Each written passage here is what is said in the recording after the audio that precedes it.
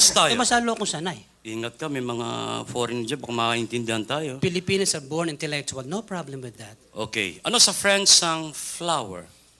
Le fleur. Totoo ba yun? Yes, le fleur. Le fleur. Mismo. Ano sa French ang ilong? Le nos. Sandali lang. Parang English lang, ninigal man le. French. Le nos.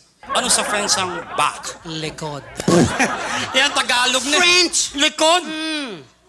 Ano sa French ang circumcise? Le tout. Anong leto? To le. Buiset. Binaligtad mo lang eh. Ano sa French ang dumi sa katawan? Le vague. Eh, mahilig sa sex. Le vogue. Hoy! Nga, French fries yata yung Puro bumburo. ka kalukuhan. Sa German tayo. Mas lalo akong sanay. Ayusin mo na. Akong bahala. Ano sa German ang chocolate? Van Houten. Masarap Yes, we yan. have chunky Fruits, nuts. Kompleto po yan. Van Houten. Yes. Ano sa German ang bakla? Zip-zip Houten. Huwag kang hysterically papaliwanag ko! Ang salita sang la is quitting up the tweeting hackten. Yung tsokolate nga, Van Houten.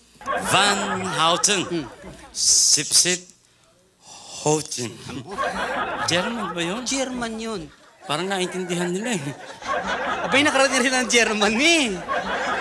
Ibig mo sabihin ako lang hindi nakarating ng Germany? Bakit, may passport ba ang baboy? Wala. Why? Ayusin mo. Akong bahala. Ano sa German ang matandang dalaga? Matandang dalaga? Yan. Takot sa Houten. Anong takot sa hotel? Tatanda ba naman? Hay! Parang Tagalog talaga eh. Ano sa German ang matandang binata? Laylay na Houten. Bakit pa puro hotel? Houten Haven. Parang Tagalog eh. German. Ano sa German ang playgirl? Playgirl? Oo. Open sa Houten. Ano sa German ang hostess? Sawa sa Houten. Ayos naman na! Ayus. Ano sa German ang byuda? Zabig sa Houten. Hindi, Pilimis.